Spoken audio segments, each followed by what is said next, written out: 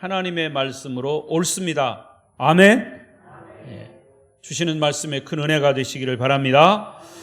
오늘도 예배에 참여하신 여러분을 축복합니다. 그리고 우리 성도들 간에 서로 인사하십시다. 만나서 반갑습니다. 잘 오셨습니다. 은혜 많이 받으세요. 강고사축 감사합니다. 고맙습니다. 사랑합니다. 축복합니다. 오늘도 예배에 참여하신 여러분을 환영하고 축복하고 사랑합니다. 하나님의 은혜가 말씀 가운데에서 여러분에게 풍성히 임하시기를 바랍니다. 비대면 영상으로 예배하시는 분들 있으면 그 가운데도 주님의 은혜가 함께 하시기를 바랍니다. 저는 지난주 수요일부터 고린도전서를 선택해서 하나님께서 지금 이 시대에 교회를 향한 메시지를 뭐라고 하시는지 우리는 듣고 있습니다. 하나님이 우리에게 하신 메시지는 기록된 성경을 통해서 우리가 알 수 있습니다. 66권 모두가 다 하나님의 말씀이고 지금 우리에게 주시는 말씀이지만 특별히 그 말씀마다 특징이 있어요. 그런데 제가 기도하면서 이 고린도전서를 선택한 것은 그만한 이유가 있습니다. 어찌 보면 이 고린도 교회의 그 직면한 모든 문제가 바로 지금 이 시대 21세기의 교회가 직면한 문제다. 이렇게 생각하면서 좀 더 구체적으로 하나님이 오늘 우리에게 이 고린도서를 통해서 말씀하시는 것이 뭔지를 우리가 깨닫는, 그리고 영적인 그 메시지를 받는 그런 시간이 되었으면 더욱 좋겠습니다. 오늘 말씀의 제목은 복음으로 온전히 합하라. 시작. 복음으로 온전히 합하라. 복음으로 하나 되라. 그런 얘기입니다. 자, 10절 말씀에 그렇게 말하고 있어요. 10절. 우선 이 앞부분만 시작. 형제들아, 내가 우리 주 예수 그리스도의 이름으로 너희를 권하노니. 거기까지. 자, 바울이 고린도 교회를 향해서 이제 편지를 하면서 권면을 합니다. 근데 바울의 이름으로 하는 게 아니고 누구의 이름으로 했다고요? 예수 그리스도의 이름으로 너희를 권한다 그랬어요. 예수 그리스도의 이름으로. 그러니까 사도 바울이 예수 그리스도의 이름으로 권하는 것은 예수님이 바울을 대신해서 권면하는 거다 그 말입니다. 오늘 제가 여기 서서 말씀을 전할 때도 마찬가지입니다. 제가 저 개인의 어떤 사상이나 제가 가지고 있는 생각을 얘기하는 게 아니고 기록된 하나님의 말씀을 대신 여러분에게 전하는 겁니다. 하나님의 말씀으로, 하나님의 음성으로 들으시기를 축복합니다. 그래서 고린도전서는 이 권면의 성격을 가지고 있는 책이에요. 편지죠. 그런데 이 결론을 먼저 보면 다행히도 고린도 교회 성도들은 이 바울의 이 권면을 잘 받아들였습니다. 그래서 성숙한 자세로 그 문제를 극복한 교회가 고린도 교회입니다. 아무리 하나님의 말씀을 대언하든 하나님의 말씀을 전하든 기록된 말씀을 전하든지 간에 이것을 받아들이는 사람이 어떻게 받아들이고 이 받아들이는 사람들이 어떻게 이것을 삶에 적용해서 성숙한 그리스도인으로 서느냐, 이게 중요한 겁니다. 천사의 말을 해도 그 말을 그냥 은혜 받은 것으로 끝나버리면 아무런 소용이 없는 겁니다. 고린도 교회는 정말 많은 문제, 우리가 지금 이제 고린도 전서를 공부하면서 보겠지만은 정말 많은 문제들, 영적인 문제, 육적인 문제, 이 타락한 이런 부분들이 많이 드러나 있었어요. 그런데도 고린도 교회는 이 문제들을 잘 받아들였다는 겁니다. 특히 오늘 본문은 고린도 교회의 문제 가운데 이 분쟁의 문제, 분열의 문제를 어떻게 극복해 나갔는가, 그리고 그 문제들을 제시한 사도 바울이 문제까지 질문을 하면서 그 질문의 답까지 주고 있습니다.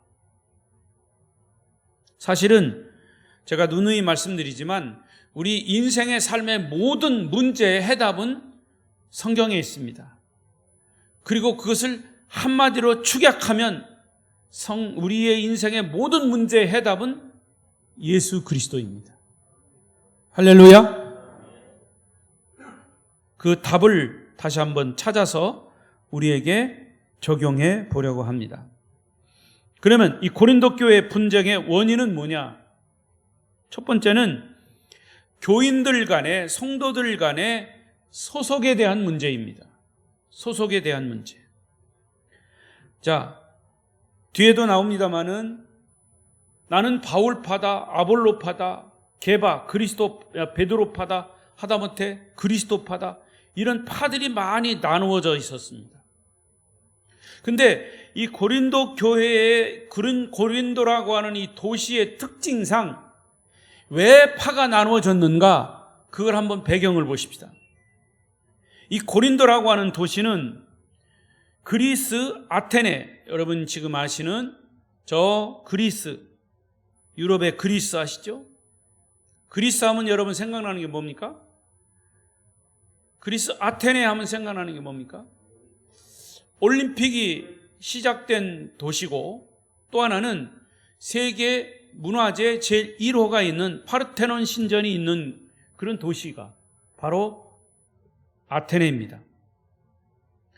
이 고린도도 아테네와 함께 그 당시에는 굉장히 쌍벽을 이루는 그런 도시가 바로 고린도입니다. 그러니까 히랍, 헬라의 유명한 2대 도시 가운데 하나예요. 아테네와 고린도. 그런데 특히 이 히랍이라고 하는 나라, 다른 말로 헬라라고 하는 나라는 우리가 잘 아는 대로 지금 학교에서 배우고 있는 모든 철학이 바로 그때 나왔습니다. 바로 이 헬라에서 나왔습니다. 헬라 철학을 탄생시킨 나라가 히랍입니다. 히랍.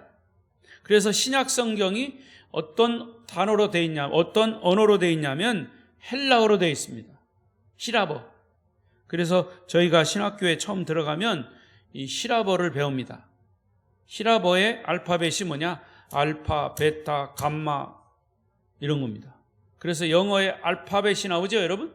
영어를 ABCD를 알파벳이라고 그러죠. 그 알파벳이라는 말 자체가 히랍어의 알파벳이에요. 히랍어의 A, B, C, 알파, 베타, 감마. 여러분 알파, 베타, 감마를 어디서 또 배웠어요? 제가 학교 다닐 때 중학교, 고등학교 가면 물상이죠. 물상, 물리. 거기에 알파선, 베타선, 감매선이 나오죠. 예, 다 잊으신 모양인데 아무튼 이 알파벳이라고 하는 것이 바로 헬라어의 ABC입니다. 그러니까 이 헬라 시대의 이 철학, 이것은 지금까지도 수천 년이 지났는데도 우리가 그걸 배우고 있다는 거죠. 근데 이 철학은요, 학문 중에 가장 높은 학문이에요. 그래서 이 철학이라고 하는 단어가 영어 단어로 보면 필로소피입니다. 필로소피, 여기 나오죠? 필로소피, 이게 철학입니다. 필로소피. 근데 이 철학이라고 하는 단어가 여기 필로스라고 하는 사랑이라고 하는 단어와 소피아라고 하는 지혜라고 하는 단어가 합성한 단어가 철학이라고 하는 단어입니다. 그래서 철학의 뜻은 뭐냐? 지혜를 사랑한다, 그런 뜻입니다. 여러분 저기 이 그리스에 가면, 그리스죠? 소피아 성당 아시죠? 소피아 성당 들어보셨어요? 예, 소피아 성당. 지금도 인터넷 소피아 성당 지금 나옵니다. 거기에 이 소피아라고 하는 말이 바로 이 지혜라고 하는 말이에요. 사람 이름이 아니에요. 예, 지혜의 성당이라는 뜻이죠. 그러니까 이 철학, 필로소피라고 하는 이 단어는 지혜를 사랑한다는 뜻이에요. 그러니까 지혜를 사랑한다는 이 표현 자체가 굉장히 고상하지 않습니까? 내가 내 애인을 사랑한다는 말은 금방 마음이 오는데 지혜를 사랑한다는 말은 무슨 말일까? 다른 말로 말하면 지식을 사랑하고 지식을 좋아하고 하는 거예요. 그러니까 지식을 사랑하다 보니까 자꾸 이 지식이 높아져서 결국 뭐가 된 거니까 철학이 된 겁니다. 여러분, 철학보다 높은 학문이 뭐죠? 신학입니다. 신학. 철학에서 말할 수 없는 그런 논제가 바로 신이라고 하는 거예요. 신이라고 하는 존재. 그래서 이 그리스는 신화가 많습니다. 철학을 근거해서 이 신화, 실제로 존재하는 그런 신이 아니고 신을 이야기로 만드는 게 신화입니다. 저는 그 얘기를 하려고 한 게 아니고, 이 철학은 그만큼 고상한 학문이에요. 이게 사도 바울이 고린도에서 전도 활동을 할 때에도 이 헬라에는 철학의 중요한 학파가 많았습니다. 그 학파만 해도 한 50개가 됐어요. 그래서 그 학파의 가장 우두머리 스승의 이름을 따서 학파를 만듭니다. 소크라테스를 따르는 소크라테스 학파, 플라톤을 따르는 플라톤 학파, 철학의 에피큐로스를 따르는 에피큐로스 학파, 스토아를 따르는 스토아 학파, 뭐 이런 학파들이 소크라테스파, 플라톤, 에피큐로스, 스토아, 뭐 이런 많은 학파들이 50여 개가 됐다 그 말이에요. 그런데 이런 파들로, 철학이 파들로 많이 나누어져 있는 그 사회 문화 속에서 불행한 것은 이런 계파가 나누어지는 영향이 어디에도 들어왔다? 교회 안에도 들어왔다 그 말이에요. 그래서 교인들이 신앙을 갖게 되면서 자기들이 좋아하는 지도자를 중심으로 고린도 교회 안에 파벌을 만드는 거예요. 그런 의미에서 고린도 교회는 이런 파벌주의를 극복해야 할 중요한, 아주 중대한 위기 속에 놓여 있었던 거죠. 파벌에 익숙하다 보니까 파벌을 갖는 것이 자연스러운 것처럼 생각했던 사회가 고린도 사회였습니다. 여러분, 사실은 부끄러운 일이지만요, 이 헬라 사람들 못지않게 파벌을 좋아하는 나라가 어느 나라일까요? 대한민국입니다. 파벌을 좋아하는 나라. 조선시대부터 노론파, 소론파, 남인파, 북인파, 노론, 소론, 남인, 북인, 이게 다 파벌이에요. 사색 당파의 피 흘린 역사의 전통을 가지고 있는 나라가 우리 한국이. 근데 조선시대만 그러냐? 아니, 지금도 마찬가지. 한국은 아직도 파벌 경쟁에서 자유롭지 못해요. 정치 세계를 보십시오. 금방 알 수 있습니다. 끊임없는 이 당파들의 이합집산, 사람의 이름을 딴 계보, 김대중 계보, 뭐 노무현 계보 아직도 있어요. 그 사람들이 이 세상에 없는데도 다 그 계보가 있어요. 정치 계보. 이게 당파 싸움입니다.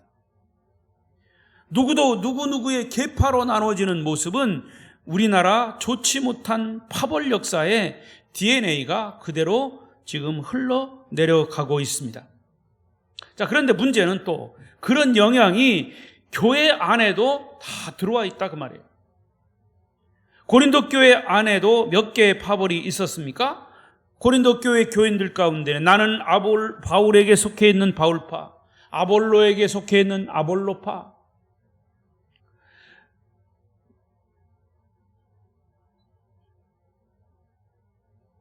파를 하나 우리 교회는 하나 만들어야 되겠어요.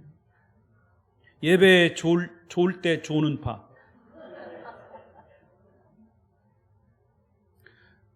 게바 베드로파, 심지어 나는 그리스도파라고 하는 사람들에 대한 이 소속이 고린도 교회 안에 정말 불필요한 파벌을 일으키는 원인이 된 겁니다. 사람은 소속감을 필요로 합니다. 나쁜 것은 아니에요. 우리는 어떤 그룹이든지 소속해야만 거기에 안전감을 느낍니다. 사람들은 내가 속할 수 있는 공동체를 찾고 내가 따를 수 있는 지도자를 찾는 게 당연한 겁니다. 그래서 힘 있는 사람을 찾고 지혜로운 사람을 찾고 평안한 사람을 찾고 사랑받을 수 있는 사람을 찾아가는 것이 인간의 본성이에요. 그래서 그곳에서 어떤 만족감을 느끼려고 합니다. 여러분, 개인적으로도 사람들은 모임이 많죠. 계모임도 있습니다. 초등학교 동창, 중학교 동창, 고등학교 동창, 대학교 동창. 왜 이렇게 동창 모임이 많은지. 군대 동기, 고향 친구 동기 모임, 동아리 취미 모임 얼마나 많습니까? 왜 이렇게 모임이 많은지. 이런 모임들은 바로 내가 어디에 속해 있다라고 하는 그런 안정감을 얻기 위한 인간의 본능이에요. 말씀드린 대로 이 소속감은 결코 나쁜 것은 아닙니다. 소속은 필요한 것이죠. 우리 아름다운 교회도 어디에 속해 있습니까? 기독교 대한 성결 교단에 속해 있는 기독교 정통 기독교이며 복음적인 교회입니다. 할렐루야. 그러나 우리 아름다운 교회 안에서는 어떤 파도 없이 오직 우리는 예수파입니다. 아멘. 예수파 하나로 뭉친 교회입니다. 여러분, 큰 교회든 작은 교회든요, 어떤 교회는 농촌교회라도 목사파가 있고 장로파가 있어요. 어느 교회는 목사파가 있고 전도사파도 있어요. 그래가지고 교회가 분열되는 교회들이 있습니다. 우리는 교회 공동체 안에는 오직 예수파밖에 없어야 돼요. 아멘? 왜 아멘이 시원찮아요? 아멘? 아예 그냥 우리는 그걸 무시하니까, 오직 예수파밖에 없으니까 아멘 할 가치도 없습니까? 그렇게 될 줄로 믿습니다. 파벌이라고 하는 얘기 자체가 우리에게는 필요 없게 되기를 바랍니다. 그러나 그게 겉으로 드러나지 않았지 사람들 속에는 다 그런 게 있어요. 제가 지금까지 쭉 나열한 것처럼 나는 어디에 속해 있어서 그것을 주장하고 싶고 그 의견을 내놓고 싶은 것이 우리의 인간의 본능이라고 말이에요.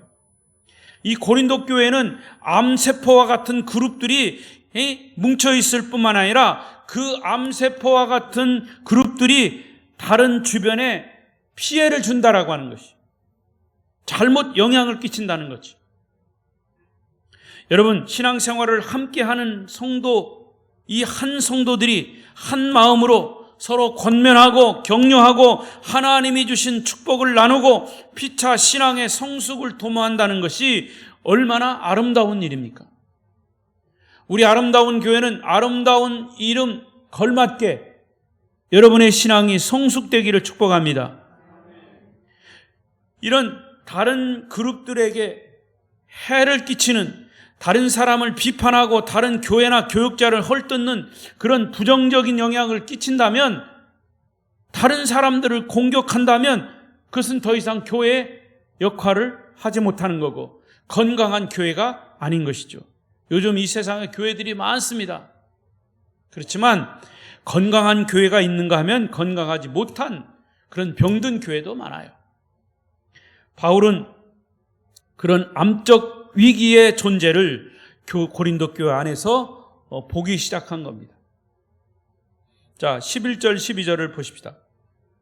시작. 내 형제들아, 글로의 지편으로 너희에 대한 말이 내게 들리니 곧 너희 가운데 분쟁이 있다는 것이라. 내가 이것을 말하거니와 너희가 각각 이르되 나는 바울에게, 나는 아볼로에게, 나는 게바에게, 나는 그리스도에게 속한 자라 한다는 것이니. 바울에게 속한 파예요. 여러분, 지금 바울은 에베소에서 고린도 교회 성도들에게 편지를 쓰고 있어요. 바울 자신도 모르는, 아니 본인이 인정하지도 않은 바울파가 고린도 교회에 존재한다는 것이 얼마나 우스운 얘기입니까? 아마도 바울이 고린도에서 처음 전도할 때 은혜를 받은 사람들끼리 모인 파가 아닐까 싶습니다.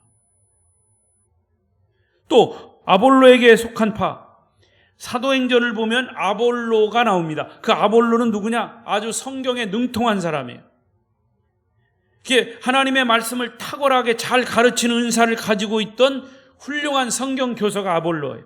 그래서 아볼로가 가르치는 성경 공부에 매료된 사람들이 또 하나의 그룹을 만든 것이 아닌가? 여러분, 아무리 성경을 잘 가르쳐도 그것이 하나의 그룹이 돼서 교회 공동체에 화합을 해치면 그것은 또 하나의 파벌을 조성하는 겁니다. 과거에 제가 알고 있는 어떤 교회도 이 성가대가 대개 성가대에 사람들이 굵직굵직한 사람들이 또 신앙의 연조가 있는 사람들이 다 모여요. 오해하지 말고 들으세요. 그러면 그 성가대가 하나의 그룹이 되는 거예요.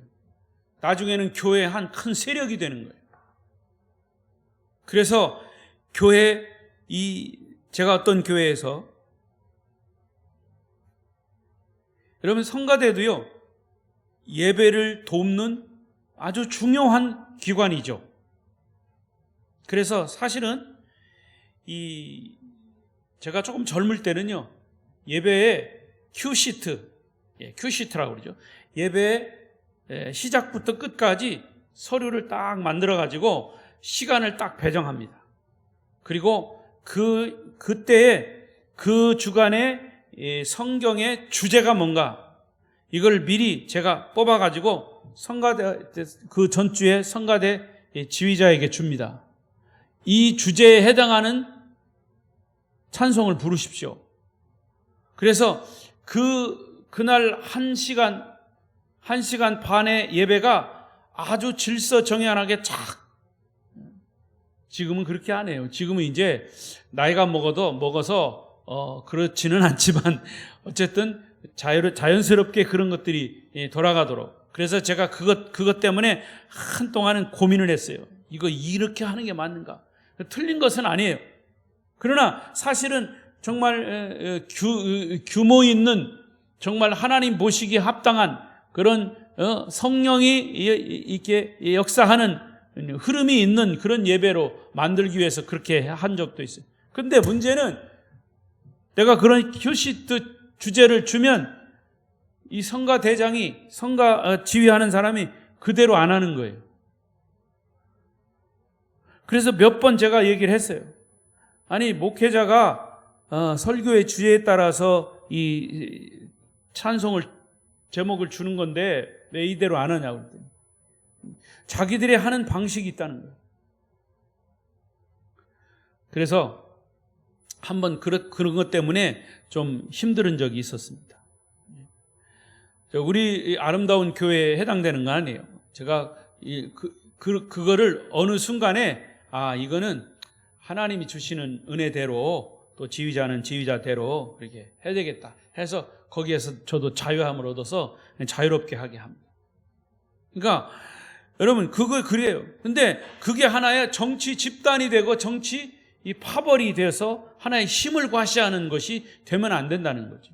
그거는 마찬가지예요. 남전도회가 됐든 여전도회가 됐든 권사회가 되고 무슨 교회 당회도 마찬가지. 이게 파벌의식이 있으면 안 된다는 거죠. 그 모든 조직체는 교회를 잘 세워가기 위한 하나의 기둥이고 하나의 벽돌 하나하나 건물을 쌓아놓는 그런 것과 같은 것이 되어야 되는 거죠.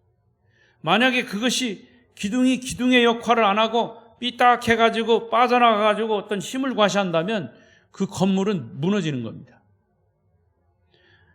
게바도 마찬가지예요. 게바는 예수님이 베드로에게 주신 별명이죠. 피터, 반석이라는 뜻이죠.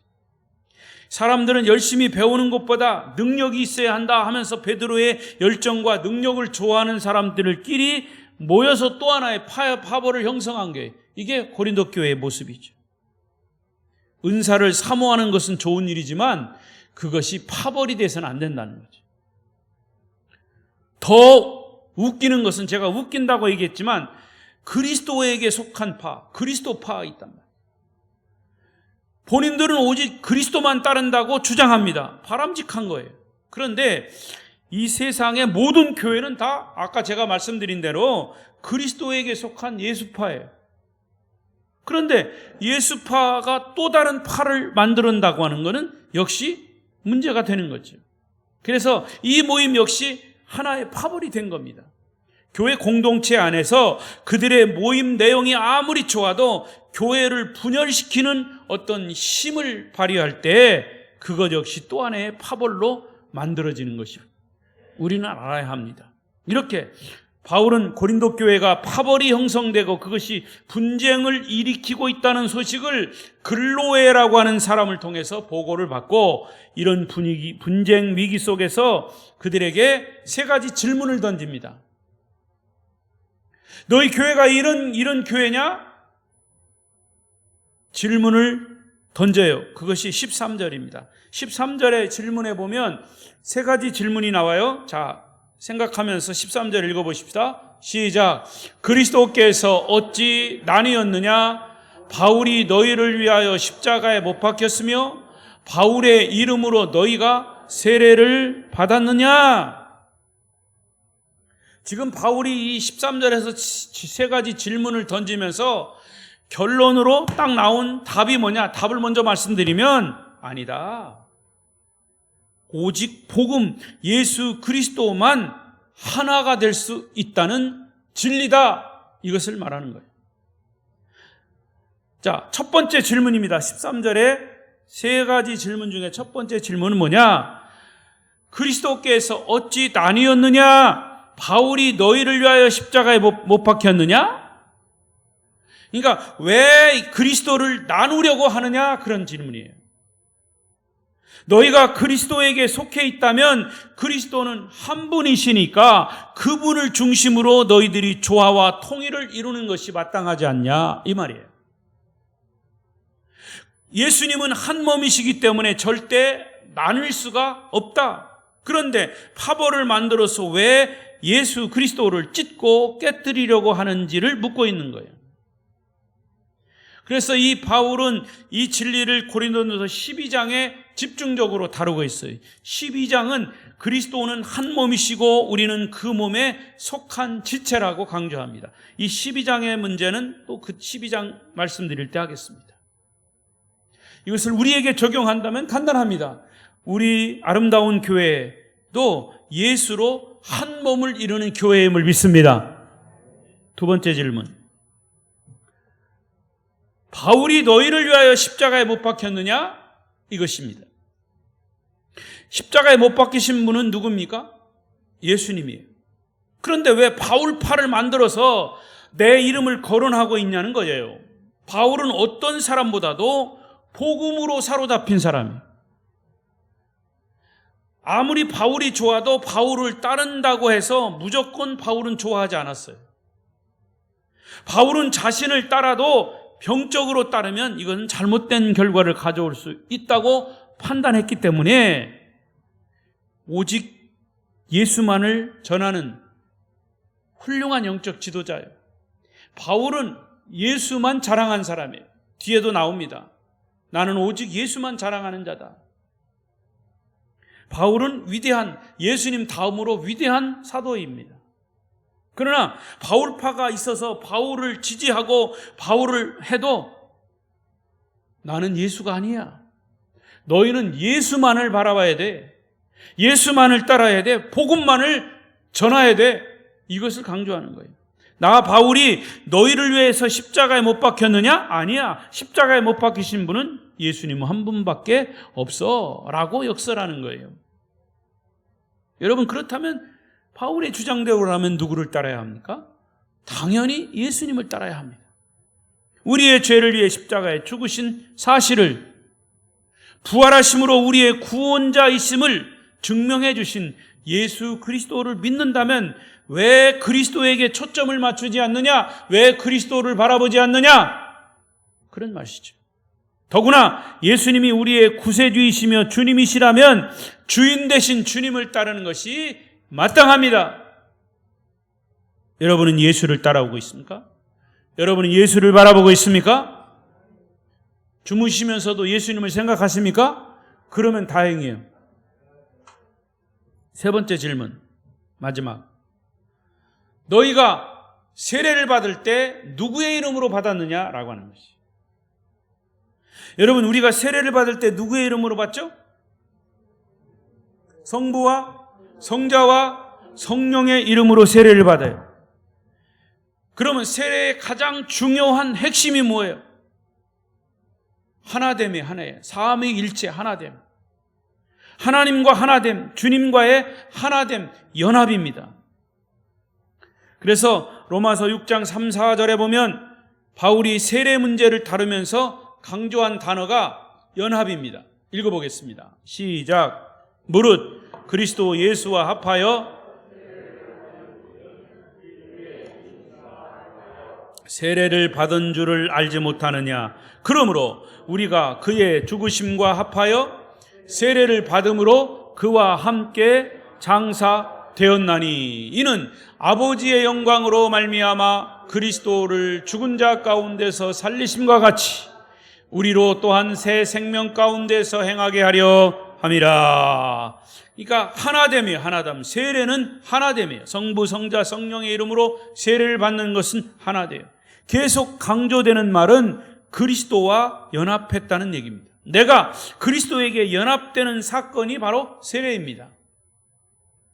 내가 그리스도 예수를 구세주와 주님으로 영접함으로 그리스도에게 속한 자가 됐다면 이제 나의 삶의 주인은 예수 그리스도이십니다 라고 고백하는 의식이 세례예요. 그렇다면 우리가 그리스도의 이름으로 세례를 받고 그리스도와 연합했다면 예수님을 따르는 것은, 주인으로 따르는 것은 당연합니다 라는 것을 바울은 강조합니다. 이와 같이 바울은 세 가지 질문을 했지만 대답은 하나라고 그랬습니다. 예수 그리스도의 주권. 우리가 그리스도의 주권을 참으로 인정한다면 오직 그리스도만이 우리의 주인이시고 사람은 주인이 아니라 예수 그리스도가 우리의 주인이시다. 이것을 단호하고 아주 강조하는 부분이 오늘 말씀입니다. 이걸 강조하다 보니까 분열이라고 하는 것은, 싸움이라고 하는 것은 있을 수가 없는 거예요. 여러분, 누구에게나 자기가 존경할 만한 스승을 갖는다는 것은 좋은 일입니다. 내 신앙생활의 과정에서 나에게 영향을 준 분, 나에게 좋은 가르침을 준 분, 나에게 복음을 전해준 분, 내가 그런 분을 귀하게 여기고 사랑하는 것은 아름다운 일이에요. 제가 지난번에도 말씀드린 것처럼 제가 남대전 교회 부임해서 가니까 이미 돌아가신 원로 목사님, 박종만 목사님이에요. 우리 아버님 친구 되시는 분이에요. 저를 굉장히 사랑하고 이뻐했던 그 분이에요.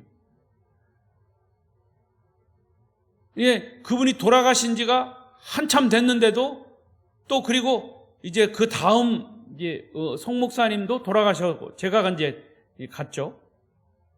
근데도 그 박종만 원로 목사님 이야기를 줄기차게 하는 분이 있어요. 제 앞에서 계속 그 양반은 얘기하는 거예요. 그래 내가 이해는 했죠. 그분은 그분에게 은혜 받은 분이에요. 그래서 제가 한번 테스트를 해봤어요. 우리 권사님은 그 돌아가신 그 원로 목사님, 돌아가신 그 원로 목사님에게 뭘 배웠어요? 뭘 들었어요? 그랬더니 그분하고 옛날에 밥 먹던 얘기, 그분이 자기 집에 와서 뭐 신방했던 얘기, 사실은 핵심적인 얘기는 안 하는 거예요. 그래서 제가 거기서 깨달은 게 있어요. 여러분, 그 원로 목사님이 아무리 그분에게 은혜를 끼쳐서도 그분에게 남아있는 것은 뭐라고 했어요? 뭐가 있어야 된다고 그랬어요? 복음이어야 한다고 그랬어요. 예수여야 한다고 그랬어요. 그분에게 복음을 듣고 제가 은혜를 받았습니다. 그분은 얼마든지 그분을 얘기할 수 있어요. 그러나 은혜 받은 얘기, 복음에 대한 얘기, 예수에 대한 얘기는 하나도 없고 그 양반하고 개인적인 관계만 얘기한다는 것은 분명히 문제가 있는 거죠. 물론 그분의 마음속에 왜 복음이 없겠습니까? 많은 제가 그걸 핵심적인 얘기를 말씀드리는 겁니다. 누구에게나 자기가 존경할 만한 내 신앙생활의 과정에서 영향을 준 분, 좋은 가르침을 준 분, 나에게 복음을 전해준 분, 내가 그런 분을 귀하게 여기는 것, 사랑하는 것 아름다운 일. 그러나 궁극적으로 우리가 끝까지 붙잡고 따라가야 할 바는 예수 그리스도밖에 없습니다. 나의 진정한 멘토는 나에게 예수 그리스도를 소개한 그 통로일 뿐이지, 훌륭한 영적 지도자는 항상 초점을 자기에게 맞추지 않고 끊임없이 예수 그리스도에게 맞추는 자라고 할 수 있습니다.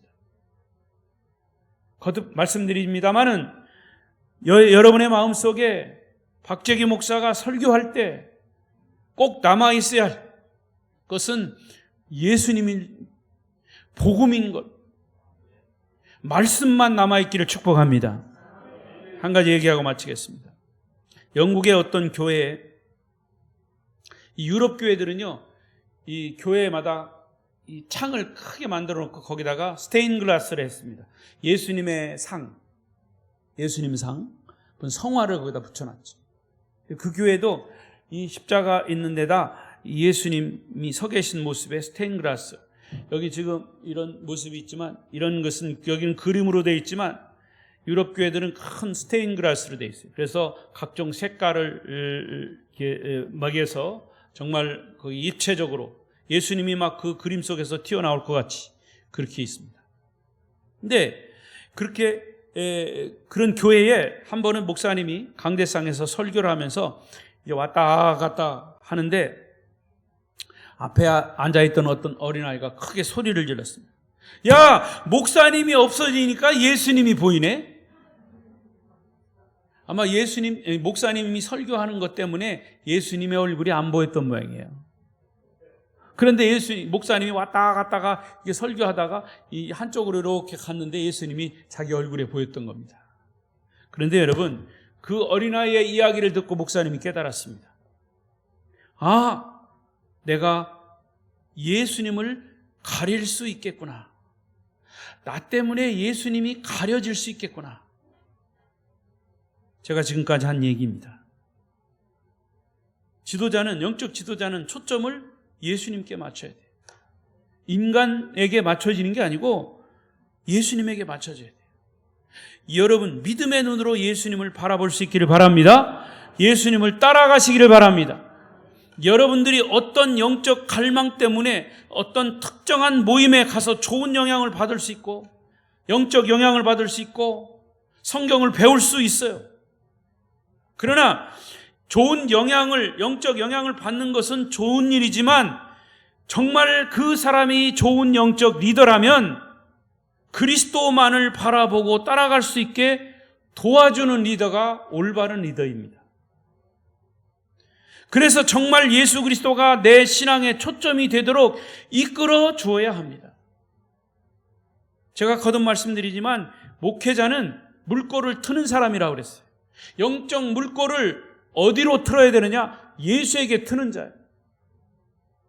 지금도 제가 계속 얘기하잖아요. 여러분의 초점이 예수에게 맞춰지기를.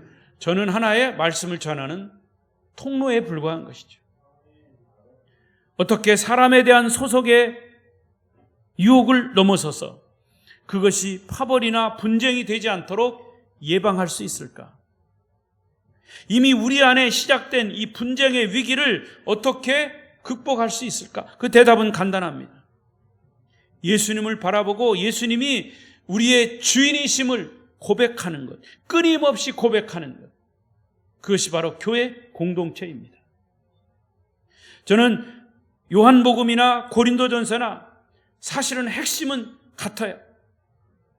요한복음은 예수님 자신이 사역을 하신 그런 사역의 현장을 말씀하는 거고, 특히 하나님의 아들로서 역사를 나타내신 거고요. 고린도전서는 사도 바울이 자기가 다메섹 도상에서 만났던 그 예수를 어떻게 하면 사람들에게, 이방인들에게 바로 전할까라고 하는 것이. 다시 한번 10절을 말씀 보십시다.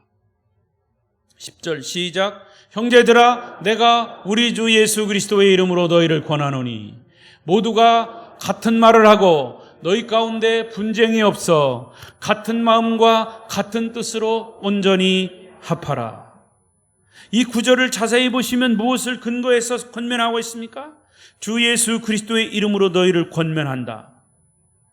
그리고 여기서 바울은 우리 주님이라고 그랬어요. 우리 주님, our Lord. 그러니까 단수로 얘기하지, 내 주님이라고 하지 않고 우리 주님이라고 그랬어요. 이 말은 복수입니다. 공동체를 말하는 거예요.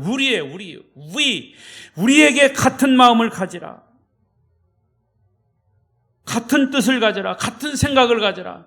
그러면 같은 마음, 같은 뜻, 같은 생각이라면 뭐가 같은 생각이에요? 어떤?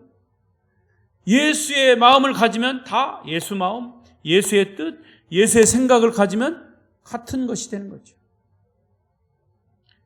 같은 마음을 갖자고 말해서 말로 되는 게 아닙니다. 먼저 초점이 예수에게 맞추어져 있을 때 자연히 예수의 말이 나오고 예수의 마음이 나오고 예수의 뜻으로 온전히 하나가 될 수 있는 것이죠. 성도 여러분, 복음으로 하나 되고 복음으로 충만해서 이 땅에 바로 여러분들을 통해서 하나님의 나라가 건설되시기를 축복합니다. 축복합니다. 기도하겠습니다.